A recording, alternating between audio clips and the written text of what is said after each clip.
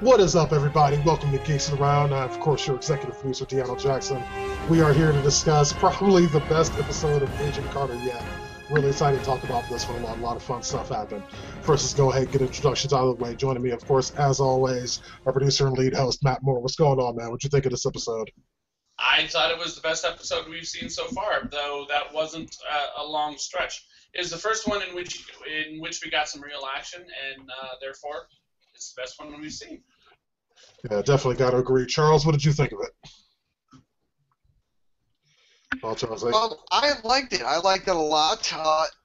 It was slow in like very small moments, but once the action started up, it was really good. So yes, I enjoyed the episode a lot. Oh yeah, definitely. Isaiah, what did you think of this one? Man, I loved it. I loved it very much. Like we got the whole 9 yards. New characters, crazy villains, great story development. It's like, damn, that guy's actually cool. Like that guy who was like the chauvinist. He was pretty much a sexist guy, but we don't actually know why now. He's actually a more interesting character now. So that was really great job. Great job. Oh yeah, definitely. Lou, what'd you think? Like everybody else, I agree. This was a really strong episode. I mean, it can only go up. Right, it can just go up. Because that flashback was just damn good, man. Yeah, it's like, I mean, and that was a good place to start it off too. It's like the producers kind of promised us that this week we'd find more about the program that would eventually grow into the same Black Widow program that spawned, of course, Natasha, the Black Widow that we all know from the MCU movies. Yeah, that flashback gave me that what the fuck moment. Right. It's like, oh shit. Yeah. Here, take my bread. I'll share my bread with you, Ben. Next thing you know, I'm gonna break your neck, bitch. Like, oh shit. I actually like, oh shit. Actually, man, that's cold-blooded. Yeah. I didn't expect killing at such a young age. Right. Same here. Yeah, that was pretty hardcore. Something that I wanted to bring up is one of the things that I always liked about the Marvel universe versus the DC universe is that they have this very same program in the DC universe. It's known as Granny's Furies. Basically, works for Apocalypse and the whole 9 yards. Basically, you have all these females who are being bred to be these assassins and work for the Furies. And that's something that I've always liked about Marvel is that Marvel basically gets many of the same stories that DC has, but they make it a bit more realistic, a lot more realistic. Like, they make these characters that you have in the DC. DC just does everything more grandiose. And Marvel brings it, and makes it to where maybe, just maybe, it's possible. And this is a good example of that. This is the same fucking thing as Granny's Furies, just, on Earth and possible. Right, I forgot about Granny's Furies. Oh God. This was like you just went back. It's like, and then I flashed back to some old ass comic books I read as a kid. That's freaking cool, but yeah, and I also had to have myself a little bit of a laugh when when they were in the Red Room and they're all sitting there watching Snow White to learn English. I was like, oh yeah, oh yes, yeah, Marvel, we know you're owned by Disney. But that was kind of funny though. That was extremely funny. It was a nice thing of that, but that's true. Yeah. And also, Snow White's a good movie for that time. It's a good movie. Yes, I watched it. Who hasn't watched Snow White and the Seven Dwarfs? Come on now. You practically have to be from another planet. So, actually, that means we did. Actually, in that case, it is kind of a surprise that you've seen it. I just have to point out I have not seen Snow White and the Seven Dwarfs since it was on Wide World of Disney, which was a TV show on Channel 7 in the early 80s. I remember that. Wow. I totally did. All it did was play Disney movies like once a week. Uh-huh. Oh, the good days. Yeah, I guess it's like, well, since we're talking about a period piece, I guess it's only fair. It's like we reminisce about those long lost days known as the 80s. But moving on from there, it's like there was a lot to like in this episode. It's like I like how Peggy kind of shoehorned her way into going on this operation. It's like that Dooley and Thompson were not having it. And it's a good thing she was there because I'm pretty sure her being there was the only reason that anyone actually lived through it. Right. It was cool too. It was very cool. I was totally expecting her to show up and the 107th, of course, are the Howling Commandos, to basically just be like, oh my goodness, this is fucking Peggy Carter. We're going to be okay. And then, of course, the SSR or SRS or whatever they're fucking called now. SSR. Basically be like, oh shit, if these people respect her, then maybe we should too. But they went a different direction with it, and I really like the direction they went. Yeah, I like the way they took it too. It's like, man, it wasn't so much, oh, Peggy's here, everything's gonna be okay. It was just, that camaraderie. I mean, the first thing Dum Dum says when he steps out is like, Caesar's like, oh, hi, Peggy. I mean, just like he bumped into her on the way to the market to pick up some fucking milk or something like that. Right, and also I really like how they actually put the teams together, like Peggy Carter's team and the SSR. Instead of making them like separate and make it like a rat race, this actually came together to stop like a main enemy, which is a Leviathan. So I really like that a lot. And I forgot the actor who played Dum Dum Dugan because he looks familiar. I can't remember his name though. Shit. Either way, he was great. He was a really cool Dum Dum Dugan. He was really awesome. Yeah, it was just cool seeing his character back again. It's like being fully fleshed out because we've seen, little bits and pieces of him in like the flashback scenes in Agents of S.H.I.E.L.D., but this is the first time, honestly, since the first Captain America, where we've really seen his character, kind of do his thing and show his personality and all that. Mm-hmm. That's exactly what I like to see. Is like, and also we have some other things going on in this episode. It's like it's almost like there was a little bit of a role reversal here, as because you have Thompson, who in this episode grew to respect Agent Carter. I mean, to the point where he told her something that he didn't tell anyone else ever. Right. And at the same time, it's like you have Sousa, who at this point has realized the truth that Agent Carter is the elusive woman that they have been kind of searching for since pretty early on in the show. Right. That was really cool. That was really super cool. Which kind of puts at least a small kibosh on the idea that maybe he was going to go after her, like, as a romantic interest. Like, that puts a small kibosh on that idea. Now, it doesn't completely kill it, but it does at least pause it for now. No, I think what's-his-face wants to hook up with her. Who, Thompson? Yeah, the one who offered her a drink at the end of the episode. Yeah, Thompson. It's a possibility. No, that's gonna be her husband. She ain't gonna fall for Cripple. She's gonna fall for Thompson. You can see the eye connection. There you go. But Leroy has a point though, because when he showed us something that was like very traumatic in the war, it was like, wow. And what he said behind the war moments when he was in the war, it was like, damn, that is cold. Damn. That's what's sorry for you now. Yeah, exactly. It's like now they finished, it completely changed my mind about this character. What are you gonna say, Leroy? Not just the fact that he shared that with her, but I think he saw some more respect in the way she commanded everybody on the battlefield. Right. Oh, definitely. And the fact that she kind of saved his ass. Along with the Yeah. I'm going to have to actually disagree with the panel here. I don't think that he has shown in any way that he's not a misogynist. I don't think that he's shown in any way that he's not an asshole. I think that he has shown a bit of vulnerability. Sure, yes, absolutely. But just because of the fact that you have something that has pained you in the past does not make you any less a dick. Oh, I agree. True. But what's going to end up happening here is he'll be a dick in front of all the men, but behind closed doors, he'll be the sweetheart just to her. Maybe. Basically. And she'll allow it just to keep up his man ego. I'm just going to put it point blank out there, okay? Peggy Carter and Jack Thompson getting together, no, I don't see it happening.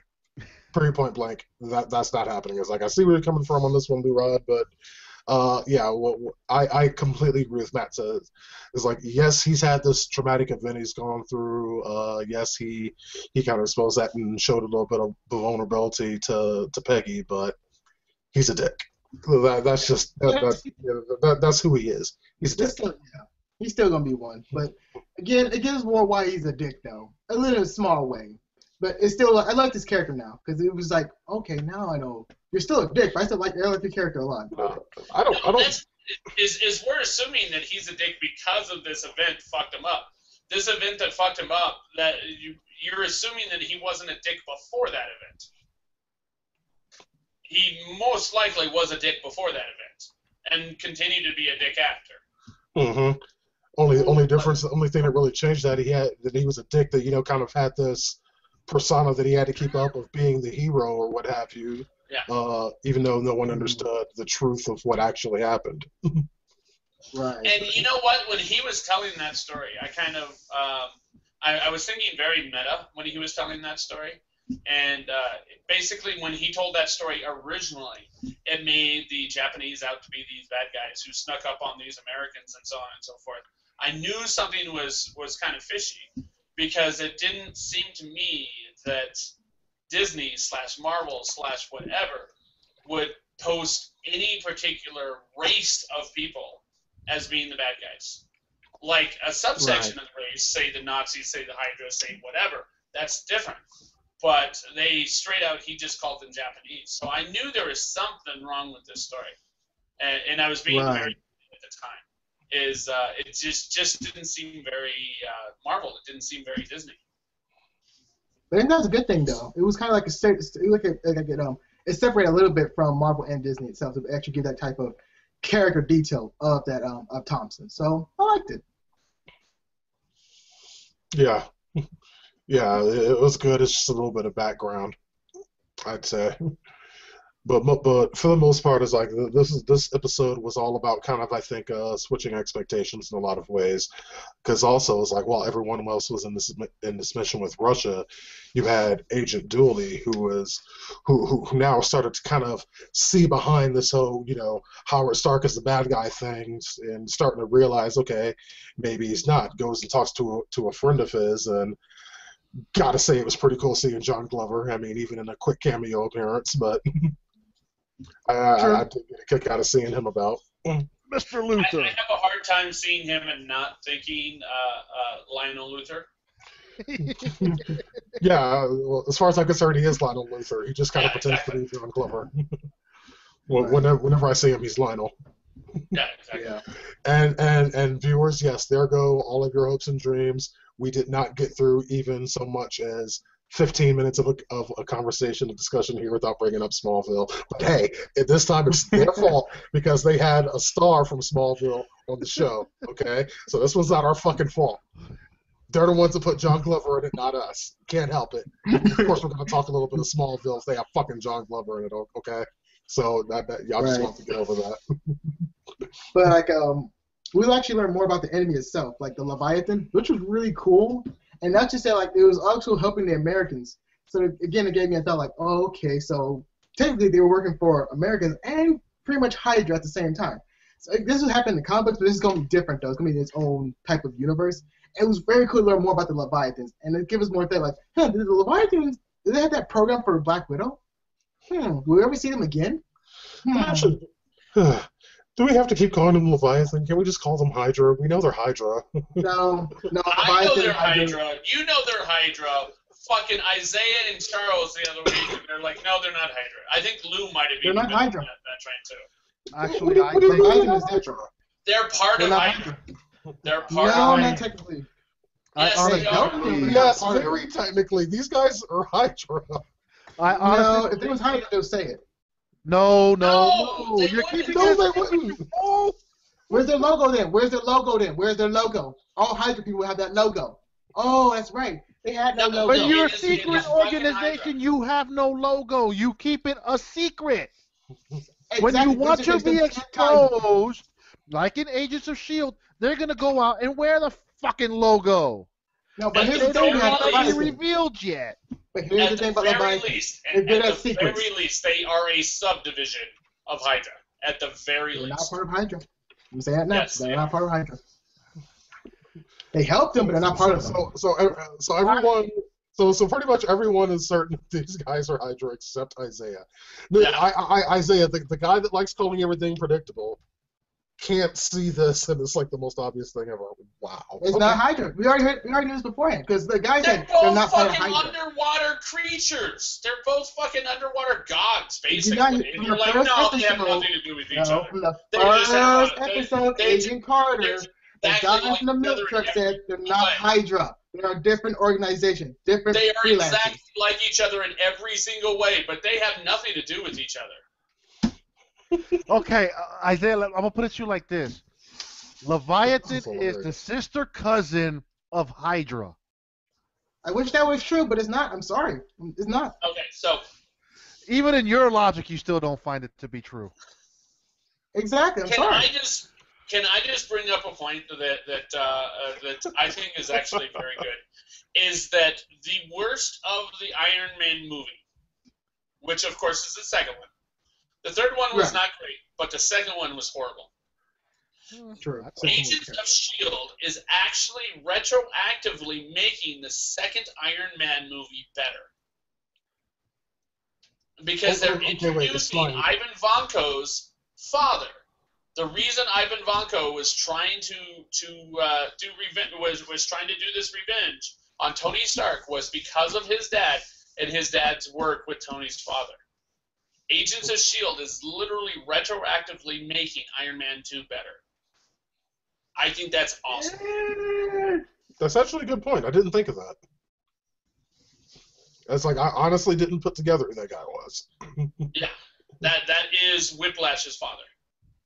Yeah, but That's- Whiplash is dead. He's dead. No one cares about him. He's dead. Yeah. that doesn't change the fact that it's literally like giving a backstory to the second Iron Man movie. Yeah, but he's dead, and no one's not gonna remember him. Yeah, Isaiah's not going to get what you're saying here, apparently. I get it. I'm just not gonna agree with it. There you go. See, there we go. Okay. I'll still be right at the end of the day. I'll still be right at the end of the day. So far, it's like you're batting exactly zero on this whole being right thing. DeAno, can I mute him? Oh, that's right. I can fucking hide him. I love being the fucking op. You unhit him. I'm like Leviathan. Yes, the underwater creature with multiple heads. That sounds Exactly. Like Yeah, That yeah, sounds but like- Leviathan they're not. It's not a Hydra. no. Exactly. See, Totally they're not. both different, son. Different Yeah. species, son. It's different. Just like they were talking about in this episode, where a Yeti and the abominable snowman, totally different. Exactly. Yeah, one's real, See, one's there you fake. go. Exactly. One's real, one's fake. You see, you got the Isaiah logic now. You got it now. You got it. Okay, then Leviathan is fake. There you go. It could be Isaiah- fake, but they're not. fake. Isaiah, get a haircut. Stop being a hippie. Nah, I'm good. I like being a hippie because the hippies are always right. No, they're not. Yes, they are. It's just funny. It's just funny watching everybody's points just like kind of soar over Isaiah's head completely. Because it's too. Because I'm just like this. I'm just like Isaiah logic. You can't touch it, man. Invisible shields. So Sousa saw Peggy Carter wearing more clothes than Right. you would have seen her wearing on the beach, and he was totally embarrassed about it. More than he would have Right. seen her wearing on the beach in the 1920s, and he was still embarrassed about it. Well, Because the, he's a the, Right. That was gentleman. 30 years before. 30 years that's true, but previous to this point. those are still her undergarments. But he was Yeah, being she a still was gentleman. hot. He was being a gentleman until he noticed the 2 dots on her shoulder area. Yes. Yeah. Like, wait a Then minute. he started That's what he staring. was staring at that entire time, was the 2 dots. Right. And you know what? Preview for the next discussion. That's all that Barry was looking at Caitlin Snow, was the 2 dots on her. Who cares? That was boring. Oh, Like- you're boring. Ish, the episode was boring. Agent Carter was that shit. It was Yeah, a good shit. one discussion at a time. It's like, yeah. Okay. Watch go a little bit later. But yeah. Yeah, it's like on this one. It's like see the thing about this episode is that while there was a lot of action, not really a lot else actually happened. It's like we saw Agent Carter getting more respect from Jack Thompson and Agent Dooley, because even Dooley is starting to figure out that she might have had a lot of good points the entire time. Right. Agent Carter saved absolutely everyone's ass that she could over in Russia, but. Damn, how about that little girl? Like, I mean, that little girl managed to kill her, a Howling Commando, and an SSR agent, in about the time it took me to finish the sentence. Right. I was gonna say, like she put a full-on fucking knife, like all the way like through the fucking chest, and then went and slit a throat in like no time at all. Mm-hmm. Right. It was like watching Hannah all over again. This is Hannah. This must be Hannah. You, me, and 3 other people know that reference, Isaiah. I saw Hannah. Really? I don't, She was just a fucking kid who was trained to become a fucking assassin. That's it, dude. No more brainwashed comparisons. Were they brainwashed? But they're brainwashed, or were they just watching Snow White to learn English? No, it says obey. There was very specifically brainwashing in that. It's like, did you remember that scene? Brainwashing in that? Yeah, where Peggy was going right through frame from frame, and yeah, there were those words, the subliminal. Yeah, there was very much brainwashing involved. That was good brainwashing, though. That was like old school brainwashing. Old school. Yeah, that's what I was thinking too. It's like, yeah, that's like that is super old school brainwashing.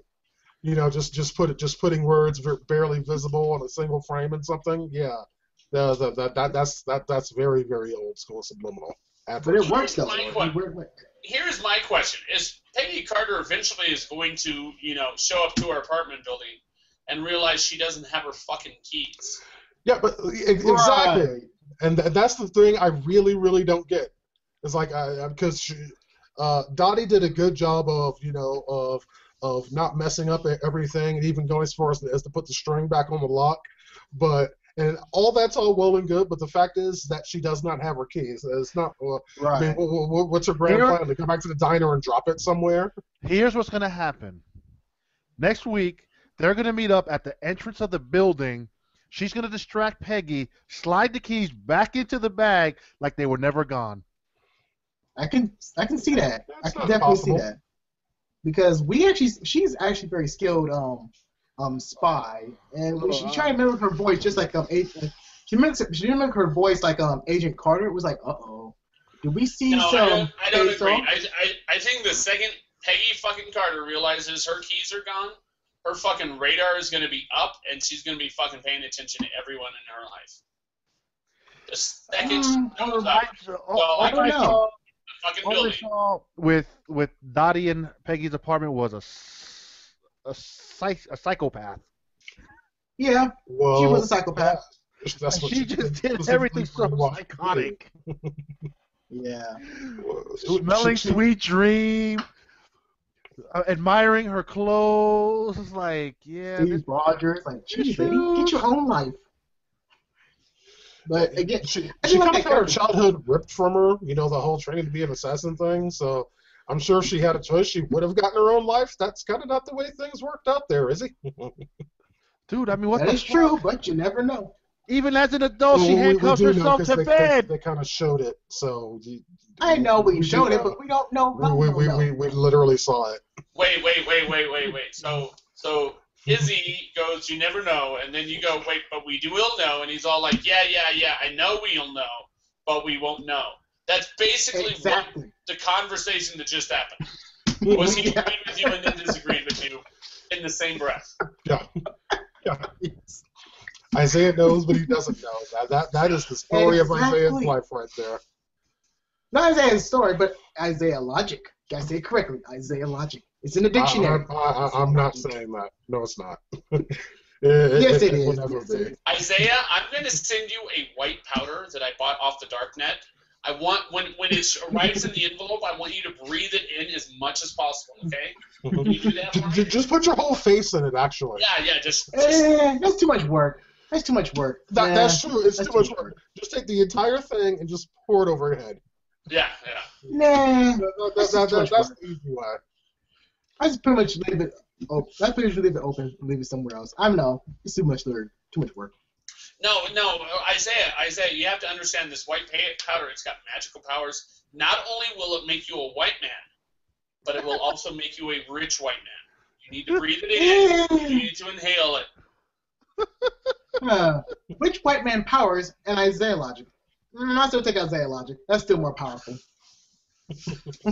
In what 3D dimensional world do you live in?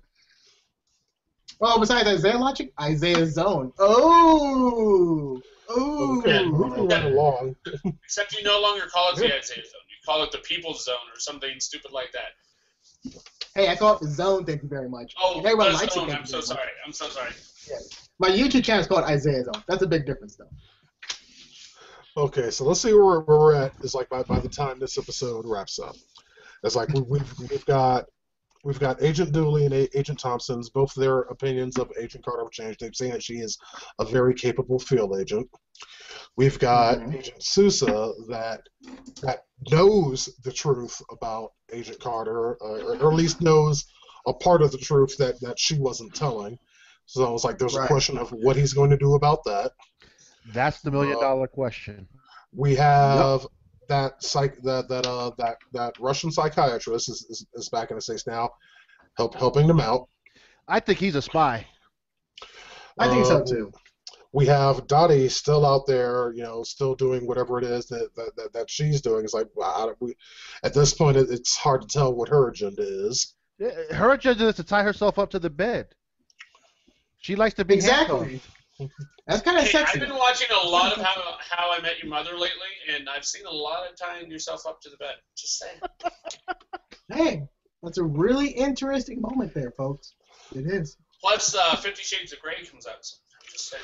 Oh, screw that shit. No, forget that. No. Well, we know where Matt's going next week. Yeah, I was like, hey, you know what, Matt is like, I understand if you want to have a special episode of the Conclave where you talk all about your favorite new movie, 50 Shades of Grey. No, sorry, Twilight fanfic is not my thing. Twilight fanfic is not my thing. Actually, it sounds like a horrible thought. That's a horrible thought. Is you have millions of fucking women who read this book and who are going to watch this movie, and it literally was originally Twilight fanfic. Well, I'm moored for this country. I'm moored for this country. The women were flocking out to see Twilight as it was, so it's like, I mean, even if it was presented as Twilight fanfic, they'd still go see it. Yeah, it's just porn. That's all it is. Softcore porn. Showtime porn. What, Yeah. the movie? The movie that's supposedly showing no sexual activity? Okay, anyway, we're done. Don't worry. Y'all taking the joke too far. But it's like, that's where we are at the end of this episode. It's like, if anybody can remember far enough back when I did the recap.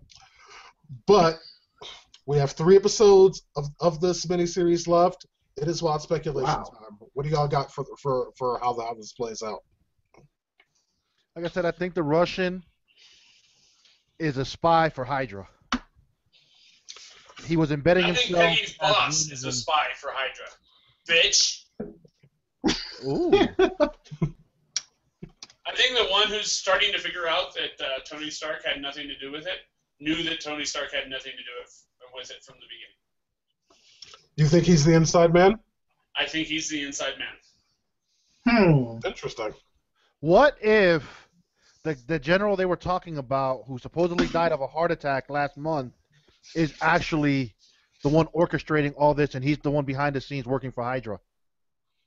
Or Leviathan. He faked his own. That's only half a theory. That's only half a theory, because we do already kind of sort of know that he is the one behind framing Stark. I mean, we've already kind of sort of come to that conclusion. But him working for Hydra, that would be something new. That would be a new thought. Yeah. He planted all those secrets for Hydra. Exposed them. Because how are they going to get? How do they get Tony's blueprints for that one weapon that they were working on in Russia? Simple. They stole Are it. you kidding? Like seriously? Like, first I off, highly it's not doubt Tony, they it's stole Howard. it out of his safe. It's not Tony, it's Howard. And Howard leaves his fucking blueprints and ideas around like Tony leaves his sperm, okay? It's No. fucking hotel room between here and fucking Washington, D.C. No. That's Howard. Howard invented sperm donation last week, going from room to room. I'm just saying that they fucking leave that shit around like yeah. And Tony followed in his father's Can't be a footsteps. fucking Halloween party. Oh yeah, definitely. All right, here. Let me ask you guys a direct question. What do you think that Agent Sousa will do with the knowledge that he now has? Let me ask it even more directly. Do you guys think he'll come to Peggy first, or do you think he'll go to someone else within the SSR? He'll go to Peggy. He goes Peggy first. I think he's going to Peggy first, but he could throw a curveball and go to the captain first. Or go to Leviathan. Way to commit, Lou. Yeah, he could do your first option, but he could also do the second. Hey. Yes, I know that both are options there, Lou. That's why I presented both. Pick There's one. 3 options, though. There's 3 options. Well, hey, 3 options. There's Peggy, the SSR, and the bad guys. Oh, fuck it. He's going to go to Dottie and point out to Dottie, hey, Agent Carter's who you want. Exactly, you see? Told y'all, folks. Leviathan is real, folks. It's all real. Yeah, it's all really right. a So part of it. I think he's going to go to Peggy first. If he does go to his boss, him, and Peggy are going to end up teaming up together outside of the rest of the group. That's the only way he's going to end up going to his boss first, is if his boss is on the good guy's side and they all end up teaming up together. I can see that. Yeah, because we saw him as like at the very end of this episode, kind of struggling with, because by then it's like he's talking to Peggy and he knows the truth by then, even if he keeps sitting there trying to verify it in his own head, but he knows at least he knows that bit of it. I for one think he's going to come to Peggy first. It's like, okay, explain this shit. Right. He's got to go to Peggy first. How else is he going to get laid? He's not. Right. He's not. She doesn't like crippled. I'm sorry, she Why do you doesn't say like him. that? You keep saying that, but you don't know that. Dude, Hey. the signs are pointing towards Thompson. No. Signs are not pointing towards No, Thompson. No, Here's the one signs thing. are not pointing towards Thompson. Here's one I have a question. thing. Dude, there's one thing women liked in the 40s and 50s and 60s. They love the male asshole. She is digging this male assholeism. Lou. Lou. It's like, okay. Wait. Let me just say this. Wait. Well, let me just say the one thing now. Lou Rod, what you're talking about is American women in the 40s and 50s. Is Peggy American? She wants to be. Okay. Well, go ahead and make No, your I point. can prove it. No. It's my fucking turn, bitch. All right. What about my That's what I'm turn? saying. What about that? Go What for about my turn? No. My turn. On Peggy Carter's dresser, Peggy Carter has a picture of Steve Rogers. Oh, get over it. Steve Wait. Rogers is dead. No, I know where he's going with this. Go ahead. How old is Steve Rogers at the time? Is he fucking Captain America yet? No, he is a fucking 98-pound weakling in that fucking picture. She chose a picture of him as a fucking weakling to put on her dresser, not as Captain America. Bitch. Lawyered. Okay, here's the thing. Here's the thing. One thing. Whatever your theory may be, we'll find out if she ends up with Thompson. That's where I'm going. I got it. I got it to save Blue theory. Okay, thank you. Thompson looks just like Steve Rogers. No, he doesn't. He doesn't Yes, he look does. anything like Steve Rogers. Blonde hair, facial structure, eyes. Come on. Shut up. The fuck right off. Fuck off. He looks like Steve Rogers. Yeah, and that they're both white and they're both men. No, blonde hair, White facial people all structure. look alike. White people all look alike. No, he's been in the military too. Me and Charles Like look Steve exactly Rogers. alike. We were the exact same person. Yeah. Well, you don't have blonde. Well, you don't have red hair, so yeah. They don't look a damn thing alike. What the fuck are you talking about? Hey, look, I'm still right, folks. Let's look at them side by side. They almost look like twins. Yeah. Look at them side by side. Then the fact that they don't look a damn thing alike are even more apparent than they are. Far away, I'm sure right now. Hey, you never know. It can happen. It can happen, folks. It can happen. All right. Anyway, guys, we're gonna go ahead and wrap this up for this week's Agent Carter discussion. We got 3 episodes left to go, and of course, Geeks Around will be here every step of the way at youtube.com/geeksaround. Go ahead and subscribe so you don't miss this or any other discussion that we do. If you have anything for us, you can always email us at geeksaround@gmail.com. Also, don't forget to join the Geeks Around community. You will find the link for that in the description for this video right underneath that like button. My name is DeAno Jackson, and we will see you next week.